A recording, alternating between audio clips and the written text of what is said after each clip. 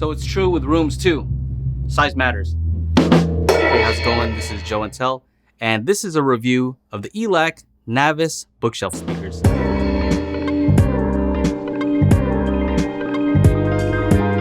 So these are some powered speakers from ELAC, and as you know, I've liked some of their previous speakers, like the UB5s. A lot of people seem to like their debut, although for me, I tend to like the UB5s. I think they're worth the extra amount that you'd spend on the UB5s compared to the debuts, but that's just me. I really like the concentric design, and these bookshelf speakers are also concentric. Now, I've heard this before. I've heard these speakers before at ELAC headquarters, and they sounded terrific when I was there. Now, again, it always depends on where they're placed, what your room is like. Those things play a big role in how the speakers eventually sound. I've seen a review where they said that they didn't really like the way they sounded, and I can understand. I tried them near field, and not so great near field. In my space here, they sound amazing, right? So I think that just goes to show that you have to really match up the speakers with the room and the placement. I'm at a rehearsal studio. I thought it would be a good idea to come here and test out these ELAC Navis speakers. All right, so this is a pretty big room, as you might be able to tell. And so this room is a lot different than the room that I'm usually in my apartment. So it definitely sounds different here than it sounds at home. They always tell you the room makes a huge difference, and it's totally true. Not every speaker is gonna be appropriate for each situation, right? Like, for example, you've seen those big PA speakers, right? They're huge, and it's because they're made for outdoor use and they need to be able to project far. You're not going to find small speakers in that situation. Same thing. You don't want to use those giant PA speakers indoors. It's just going to be too much, right? I think that speakers should be evaluated based on their particular use case. So these are some small bookshelf speakers. If I were to look at them, I don't have my UB5s on hand, but I would guess that these are even smaller and they have an internal amp, which means that it has less internal space. They look smaller to me. Anyway,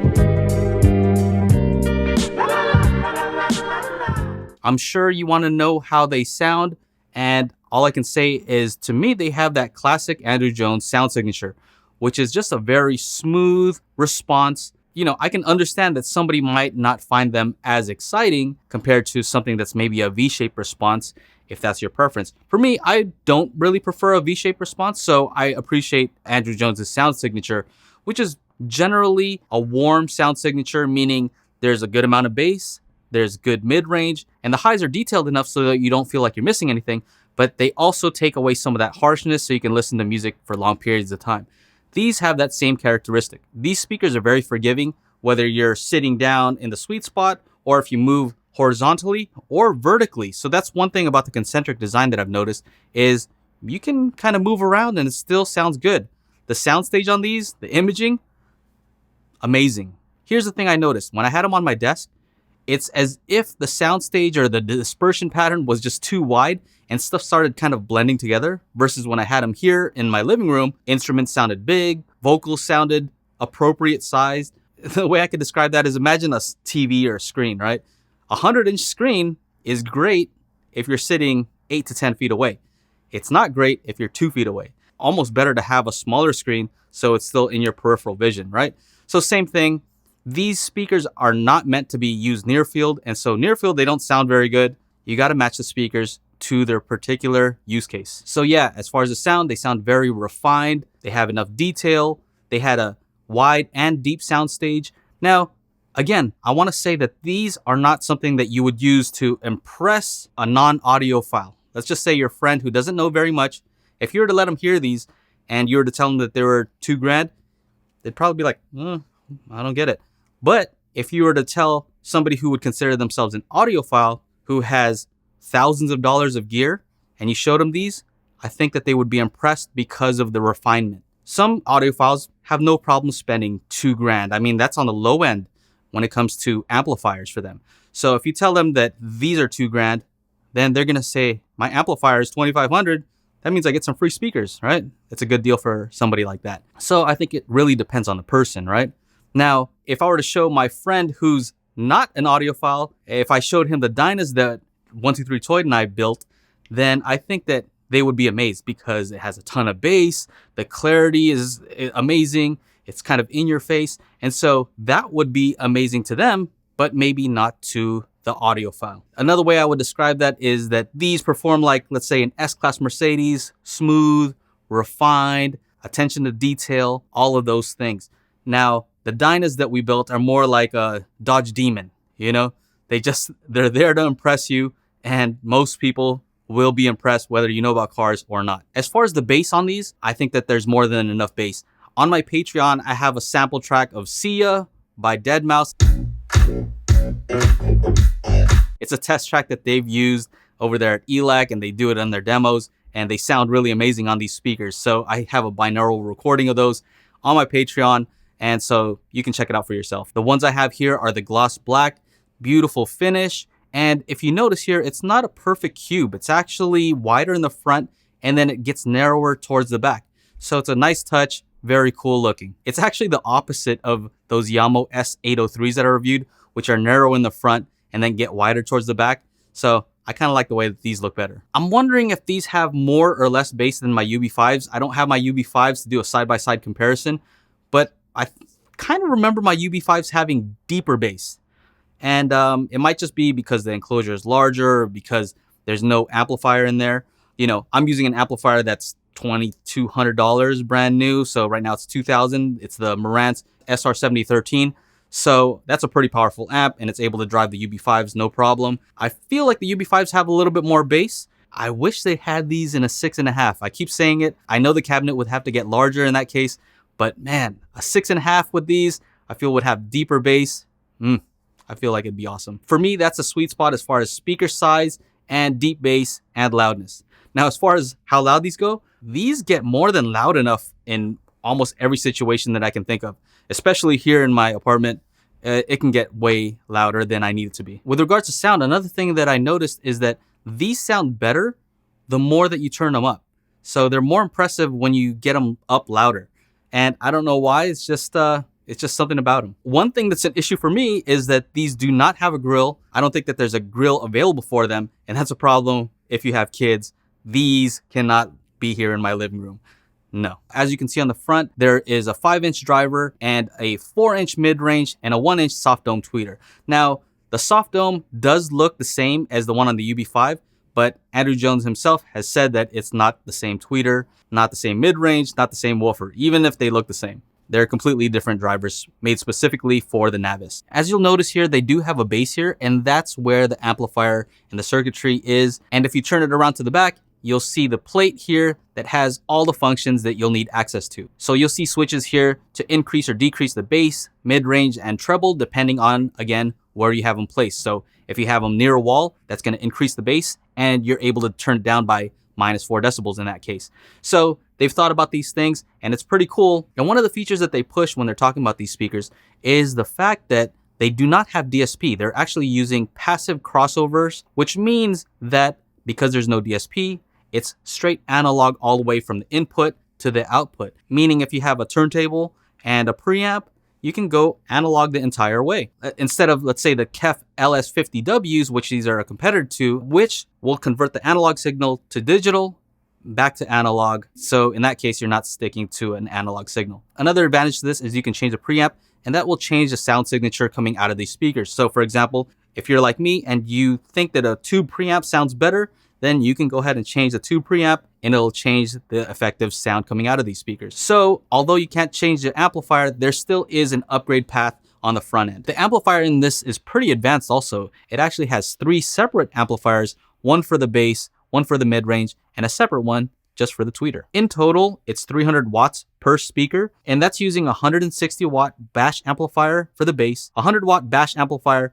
for the mid-range, and a 40 watt Class AB amp for the tweeter. Each one of these speakers weighs about 17 pounds, so they're pretty hefty. Kind of scary because the finish is so smooth. I just don't want to drop these at $1,000 each. The other thing that's cool about this is that they do have a high pass option. You can cross these over at either 60 or 80 hertz, depending on where you like to cross it over.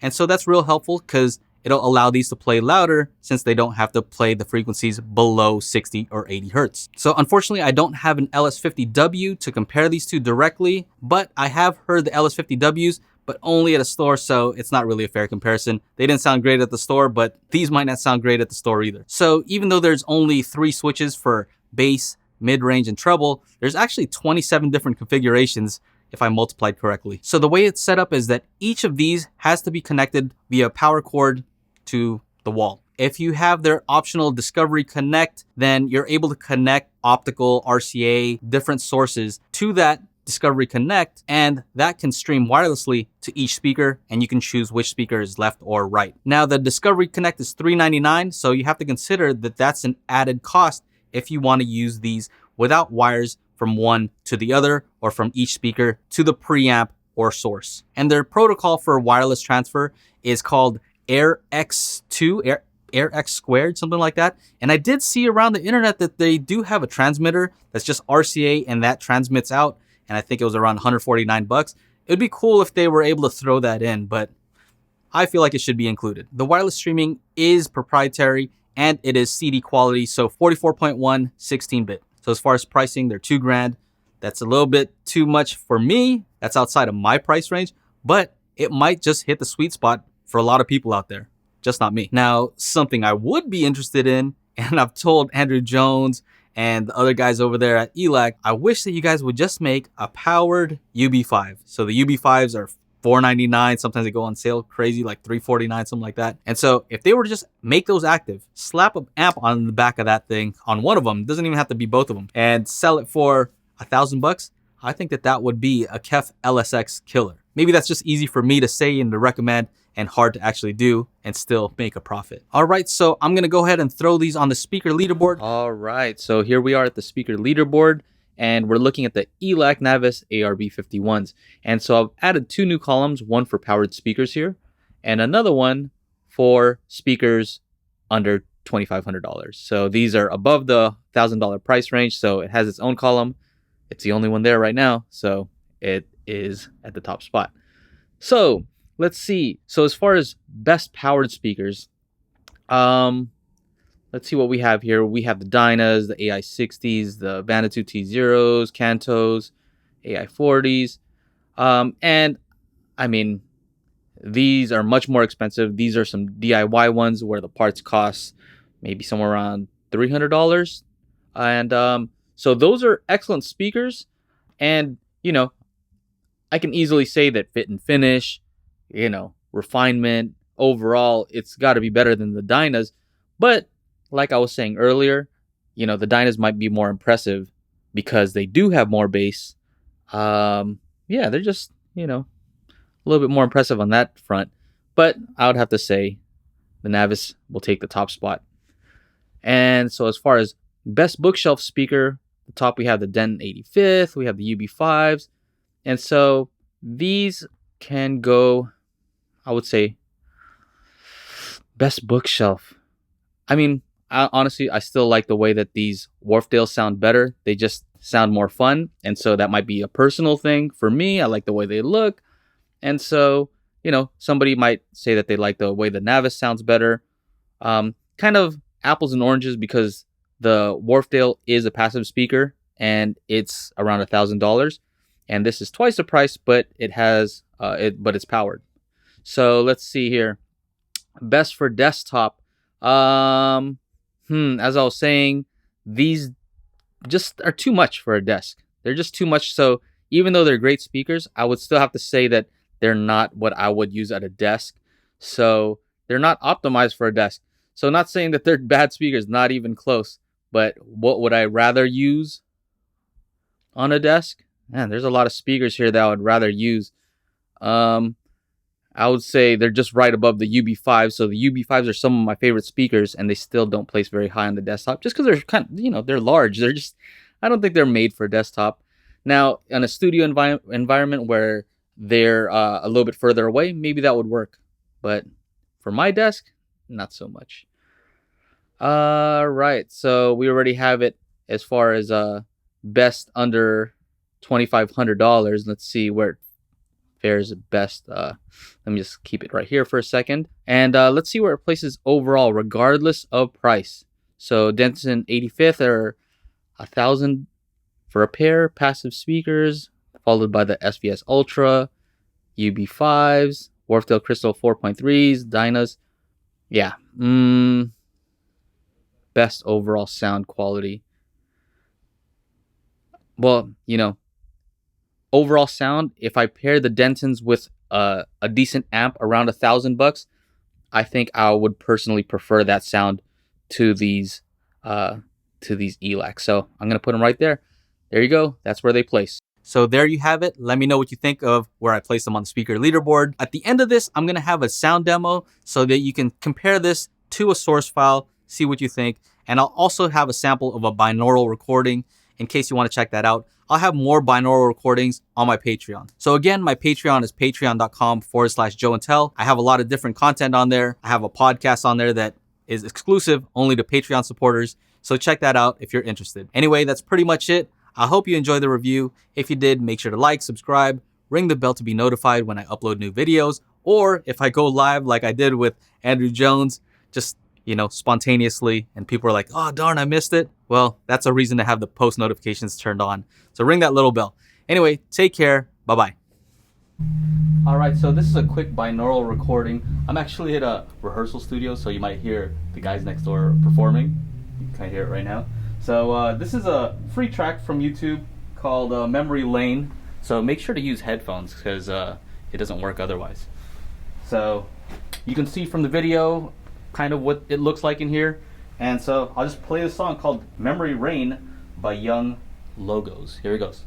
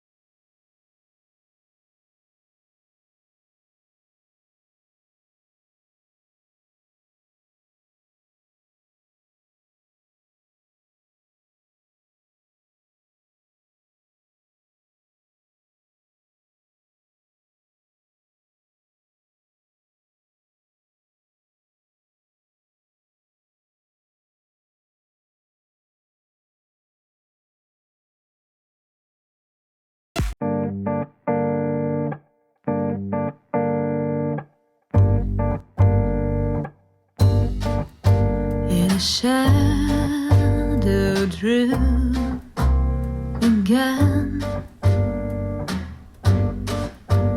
You sit alone, alone, all the silence knows your name.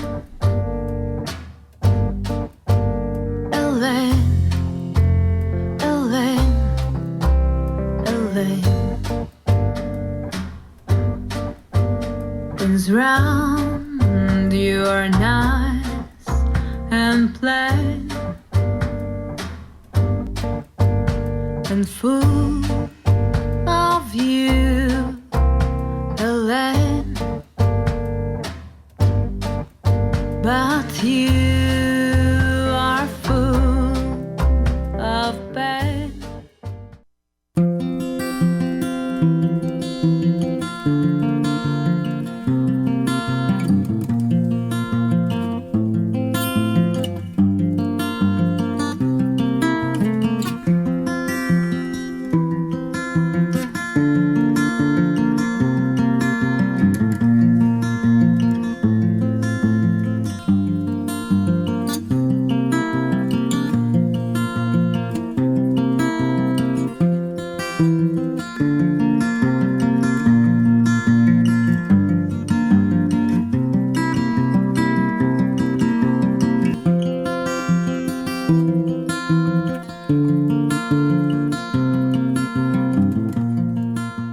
So a few things I forgot to mention is that these do have an XLR input option. None of my devices have XLR output, so that's not really useful to me.